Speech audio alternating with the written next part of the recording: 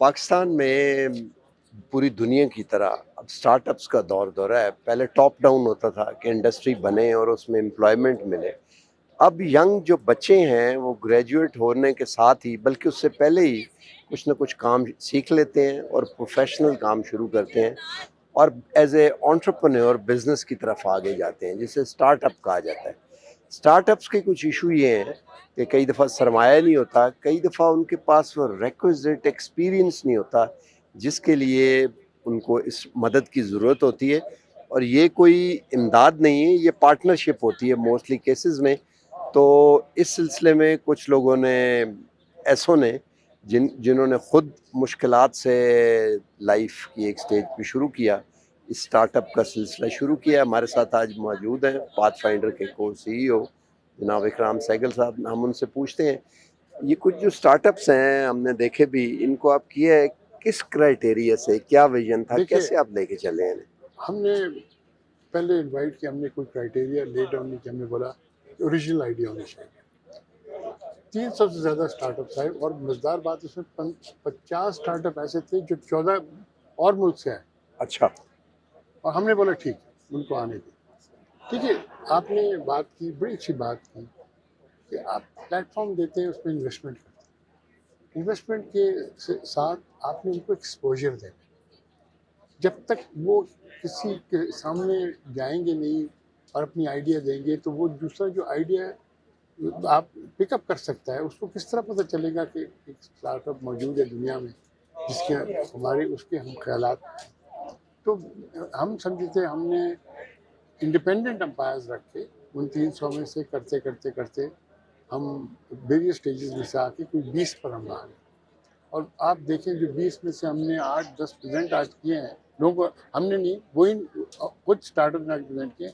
हर कोई original idea, और original idea ऐसा है कि जो थोड़ी सी उसमें अगर मेहनत और करे तो ठीक ठाक वो आगे तरक्की कर तरक्की सकते हैं। करे। अच्छा, ये बताइए कि एक मैं देख रहा था कि बांग्लादेश से भी किसी ने, और उसको भी मिला है। जी, तो हम ये बहुत से लोगों के ज़ुबानी, आपसे भी कई दफ़ा और लोगों से भी बहुत सुना है कि बांग्लादेश अब सॉवरन नेशन है, but there are two countries in one nation.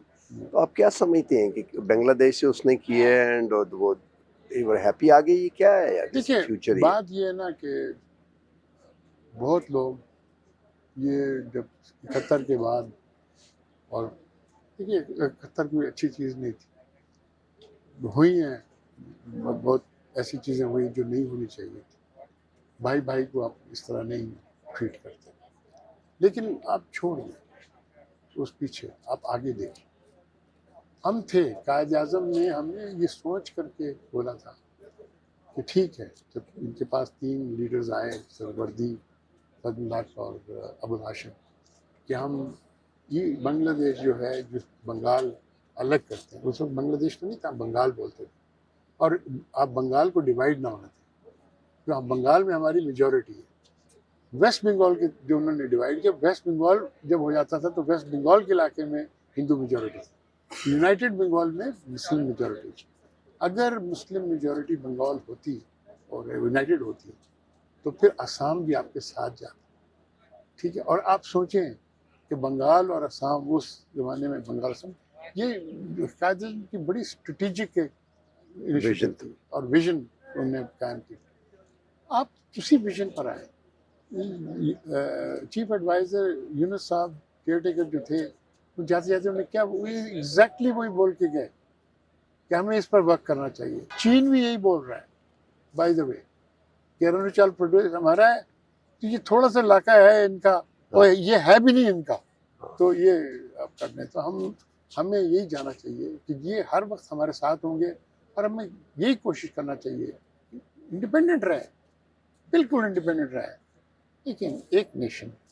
अच्छा, बिल्कुल ठीक है। आखिरी बात ये बताइए कि मुश्किलात जिस वक़्त आती हैं इकोनॉमिक साइड पे, पाकिस्तान बड़ा एम्ब्रॉयल्ड हुआ होता है, आजकल भी जैसे आईएमएफ और ये, how do you see future, close future अगले 2, 4, 5 साल?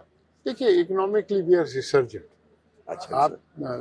मैं बहुत सी चीज़ें एग्री नहीं करता इकोनॉमिक्स इनिशिएटिव से, बट एक चीज़ मैं एग्री करता हूँ कि बहुत सी हमारी जो माइक्रो इकोनॉमिक फैक्टर्स थी ये फाइनेंस मिनिस्टर साहब ने आके करेक्ट किया, ठीक है।